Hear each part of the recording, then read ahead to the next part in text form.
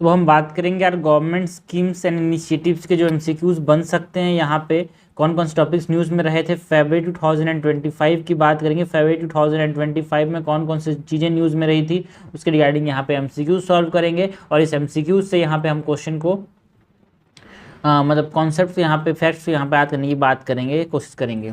So question number 1 क्या है, with reference to Samudrayaan mission consider the following statement. ठीक है, तो समुद्रयान मिशन न्यूज़ में था यार, है ना, फरवरी के अंदर, इसीलिए हमसे यहाँ पे पूछा जा रहा है।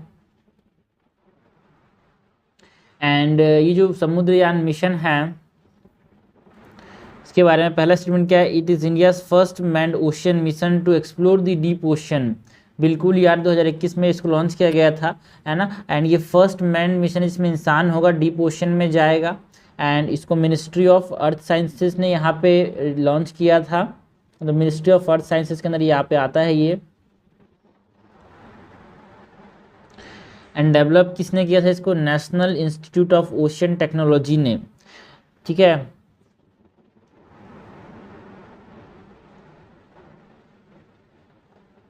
The mission aimed to send 3 people to a depth of 6,000 meter in a submersible called the Matsya 6000, है ना। बिल्कुल सही बात है, यहाँ पे रिमोटली ऑपरेटेड व्हीकल है आरओवी जिसको हम बोलते हैं, मत्स्य 600, जिसमें 3 पर्सन जाएंगे 6,000 मीटर की डेप्थ में। ये बिल्कुल सही बात है यार। एंड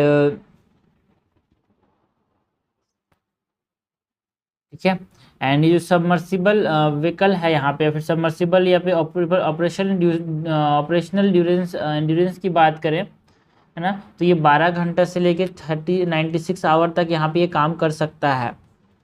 करेक्ट हमसे पूछा जा रहा है, करेक्ट हो जाएगा बोथ 1 and 2, आंसर हो जाएगा सी। क्वेश्चन नंबर 2 है, which of the following is not a की ऑब्जेक्टिव ऑफ द ज्ञान ब्रह्मतम मिशन, जो कि न्यूज़ में था फरवरी में, ज्ञान ब्रह्मतम मिशन के बारे में। बिकॉज यूनियन बजट 2025-26 में यहाँ पे इसके बारे में बात की जा रही है ना, अनाउंस किया ज्ञान ब्रह्मतम मिशन की। ठीक है, तो एक लैंडमार्क इनिशिएटिव है जो कि survey, documentation and conservation of Indian manuscript पे ध्यान देता है।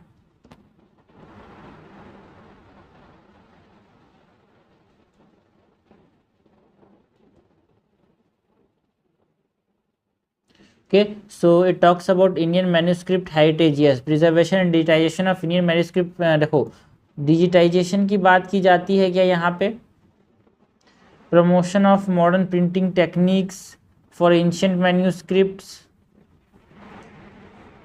कि यहाँ पे मॉडर्न तो मॉडर्न प्रिंटिंग टेक्निक्स की बात की जाती है। No, it is about the preservation and digitisation of Indian manuscript heritage. तो ये करेक्ट हमसे, सॉरी ये करेक्ट तो ये भी है भाई, करेक्ट तो ये भी हमको नॉट करेक्ट पूछा जा रहा है। ठीक है, सो है ना, तो नॉट करेक्ट हो जाए। देखो establishment of centralised digital repository for ancient text, बिल्कुल सही बात है। Promotion of modern printing technique for ancient manuscript है।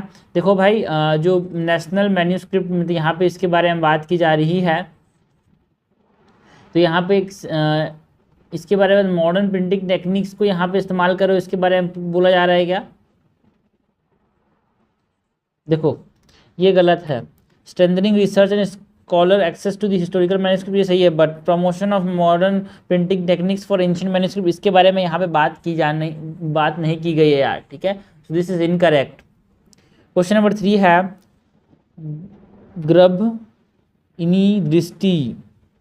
Garbhini Drishti recently seen in the news. Garbhini Drishti news में था भाई। It is related to which of the following, ये जो गर्भहिनी दृष्टि है वो किसके साथ एसोसिएटेड है, तो डिपार्टमेंट ऑफ बायोटेक्नोलॉजी ने लॉन्च किया था फरवरी के अंदर। गर्भहिनी दृष्टि एक डाटा रिपोजिटरी है। ठीक है, डाटा रिपोजिटरी है, डिपार्टमेंट ऑफ बायोटेक्नोलॉजी लॉन्च किया था। सो it is a data repository on maternal and neonatal health. ठीक है, मैटरनल एंड न्यूनेटल हेल्थ को देखते हुए, बिकॉज ये क्लिनिकल डाटा प्रोवाइड करता है, इमेजेस प्रोवाइड करता है, बायोस्पेसिमेन प्रोवाइड करता है ना, जो प्रेग्नेंट वुमेन है, न्यू बॉर्न्स है, पोस्टमार्टम मदर है, उसके रिगार्डिंग इसका सिग्निफिकेंस ये है कि एक डाटाबेस है, हम तो साउथ ईस्ट एशिया का एकदम लार्जेस्ट बोल सकते हैं maternal and child health database है, जो कि एम करता है कि जो हमारे पास maternal and neonatal health outcomes हैं उसको हम इम्प्रूव करें। So it is a data repository on maternal and neonatal health. Question number 4 है what is the primary objective of Ayushman Vay Vandana scheme. Ayushman Vay Vandana scheme का प्राइमरी ऑब्जेक्टिव क्या है? देखो भाई, ये जो आयुष्मान भारत वय वंदना योजना है एक गवर्नमेंट बैक पेंशन स्कीम है जो कि फाइनेंशियल सिक्योरिटी प्रोवाइड करता है अबव 60 ईयर्स ओल्ड को।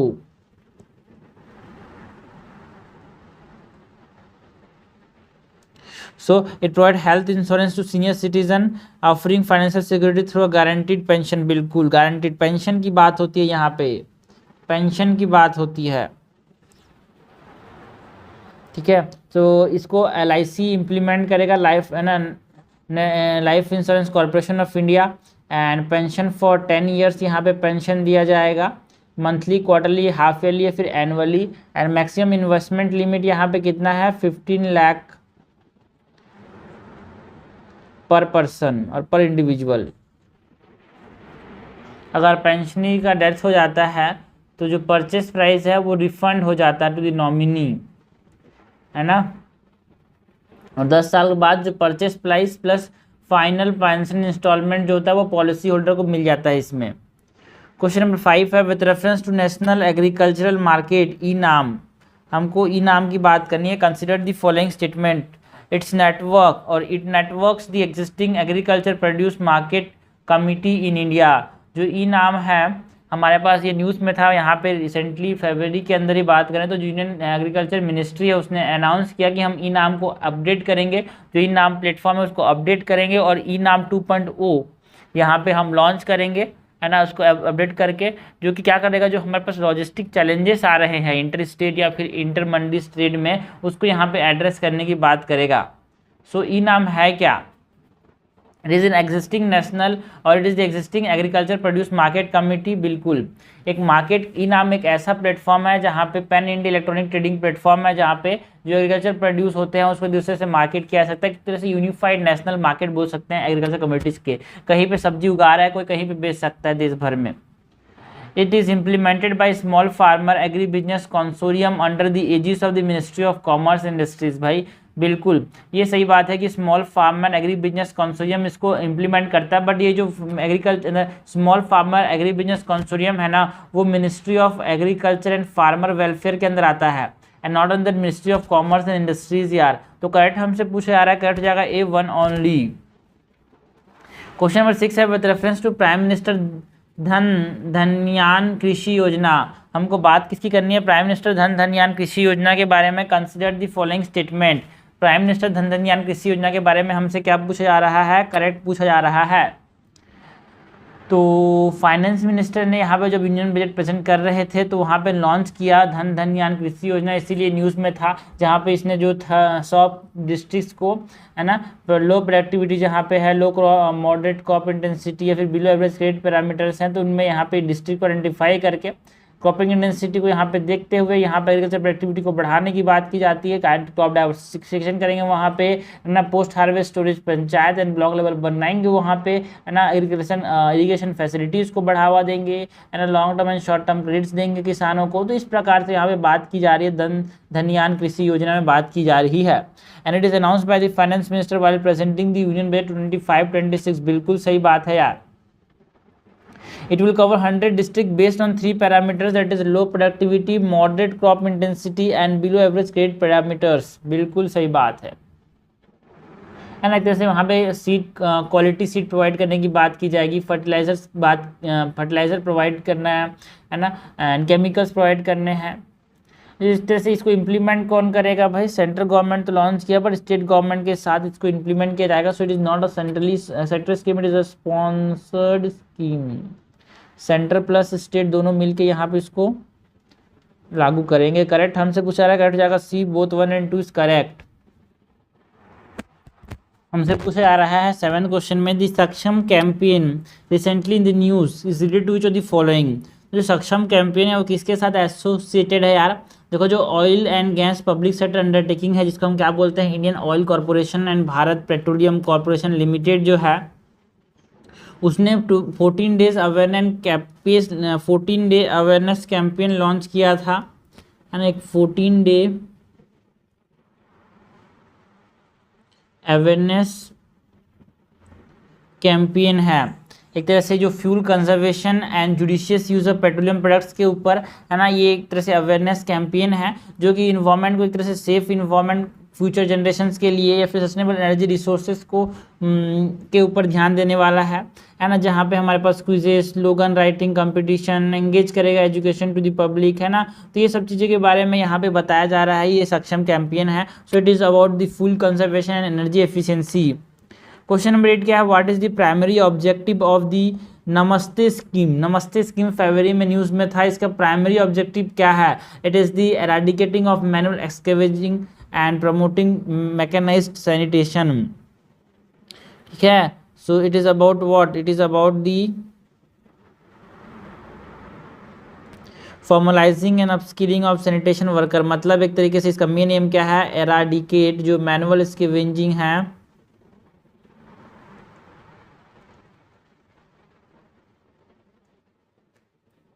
And promote. कैसे एराडिकेट करेंगे? By promoting mechanised sanitation. Question number 9 क्या है, विद रेफरेंस टू प्रधानमंत्री फसल बीमा योजना। हमको बात किसकी करनी है? प्रधानमंत्री फसल बीमा योजना की। How many of the following crop categories are covered under the scheme. हमसे करेक्ट पूछा जा रहा है प्रधानमंत्री फसल बीमा योजना। ओके, इसका करेक्ट ऑप्शन क्या है भाई? क्या क्या क्रॉप इसके अंदर आते हैं फसल बीमा योजना के अंदर? फूड क्रॉप्स आते हैं, बिल्कुल यार। ऑयल सीड्स आते हैं, एनुअल हॉर्टिकल्चर क्रॉप्स आते हैं, है ना। फूड क्रॉप्स में बात करें तो हम लोग बात करें तो सीरियल्स की बात कर सकते हैं, मिलेट्स की बात कर सकते हैं, पल्सेस की बात कर सकते हैं। ऑयल सीड्स में यहाँ पे मस्टर्ड की बात कर सकते हैं, है ना। हॉर्टिकल्चर क्रॉप्स में पोटैटो, जूट, शुगर केन, ये सब। ये ministry of agriculture and farmer welfare के अंदर, ministry of agriculture and farmer welfare के अंदर ये लॉन्च किया गया था, है ना। यहाँ पे sharecroppers and tenant farmers को भी यहाँ पे क्या दिया जाता है? क्रॉप इंश्योरेंस दिया जाता है। एक तरह से 9th एनिवर्सरी सेलिब्रेट किया गया था, इसीलिए यहाँ पे इसके न्यूज़ में था। तो हमसे यहाँ पे पूछा जा सकता है इसके बारे में। करेक्ट यहाँ पे क्या हो जाएगा? प्रधानमंत्री फसल बीमा योजना के बारे में all 3 are correct. Question number 10 है, which of the following nutrients are classified as macronutrient. Macronutrient किसको किसको क्लासीफाई करते हैं? सॉइल हेल्थ कार्ड में। ठीक है, तो एनपीके को यहाँ पे सॉइल हेल्थ कार्ड के अंदर, है ना। एक डिकेड भी हो गया इसका, ऑपरेशन 2015 में लॉन्च हुआ, 2025 के अंदर इसका एक डिकेड हो गया। तो मैक्रोन्यूट्रिएंट में एनपीके तो सबको पता है, लेकिन एनपीके के साथ सल्फर भी है भाई। तो NPK and sulphur is as regard as the macronutrient. Micronutrient की बात करें तो माइक्रोन्यूट्रिएंट में कौन आता है? माइक्रोन्यूट्रिएंट में zinc, iron, copper, manganese, boron. ठीक है, और ये बहुत सारे इंडिकेटर्स हैं सॉइल हेल्थ कार्ड्स के, लाइक पीएच लेवल की बात कर सकते हैं, इलेक्ट्रिसिटी कंडक्टी और इलेक्ट्रिकल कंडक्टिविटी की बात कर सकते हैं,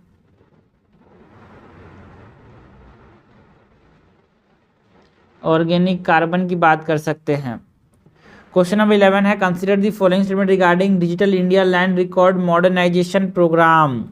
digital India land record modernisation programme के बारे में हमसे क्या पूछा जा रहा है? करेक्ट पूछा जा रहा है। It was launch as a new scheme under the digital India initiative in 2016। तो digital India land record modernisation programme जो है, digital India land record modernisation programme जो है वो क्यों लॉन्च किया गया था? जो लैंड रिकॉर्ड्स हैं उनको मॉडर्नाइज करने के लिए, नाम से ही समझ आ रहा है। So it is launch under new scheme under the digital India initiative ना। एक डिजिटल इंडिया इनिशिएटिव के अंदर लॉन्च नहीं किया गया। एक तरह से जो national land record modernisation programme है, national land record modernisation programme है,